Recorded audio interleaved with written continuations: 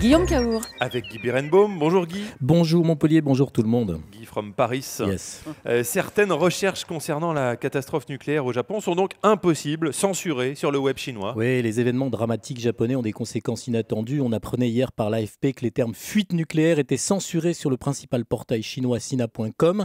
Les Chinois qui effectuaient hier une recherche sur ce portail, une recherche contenant les mots fuite nucléaire, obtenaient la réponse selon les lois en vigueur. Le résultat de votre recherche ne peut être communiqué. Il faut savoir qu'en Chine, sina.com est un réseau très prisé par les internautes chinois, vu la poigne de fer avec laquelle l'État contrôle les médias. Alors pourquoi interdire aux internautes d'effectuer des recherches à partir de ces mots-là qui n'évoquent pas la liberté, qui sont en général censurés? Oui, mais comme les Chinois sont voisins du Japon, Tokyo est à environ 2000 km de Pékin, le prétexte de cette censure, c'est de freiner la propagation des rumeurs les plus folles liées au possible rejet de la centrale de Fukushima.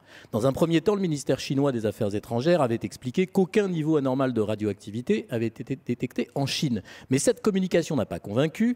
Des messages alarmistes sont donc apparus, notamment sur le web: ne pas sortir en cas de pluie, porter des vêtements de protection, manger des aliments riches en iode pour éviter la fixation de particules radioactives sur la thyroïde, et même hier soir à propos de la contamination possible des réserves de sel chinoises. C'est donc pour bloquer ces rumeurs que Pékin a mis en place un verrou sur l'Internet. Le problème, Guillaume, c'est que lorsqu'un État filtre le web avec pour alibi d'empêcher la circulation des rumeurs, il bloque aussi les informations, les vraies, concernant le même sujet. Et n'ayez aucun doute, c'est le but du pouvoir chinois. De toute façon, il n'y a pas que les mots fuite nucléaire qui posent des problèmes. Le gouvernement chinois a censuré l'Internet de la même manière au sujet des révolutions arabes, quand il a bloqué les recherches sur le mot jasmin pour empêcher que l'écho de ces révolutions ne parvienne jusqu'aux internautes chinois. C'est pas tout. YouTube, Twitter, Facebook sont bloqués, les réseaux sociaux sont censurés et beaucoup d'utilisateurs chinois de la messagerie Internet de Google, Gmail, se plaignent depuis plusieurs semaines de ne pas parvenir à accéder à leur boîte mail. Je ne parle pas du sort réservé aux blogueurs dissidents.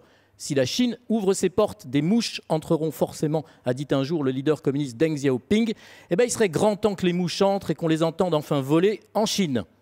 Merci beaucoup Guy. À bientôt et bonne journée à Paris.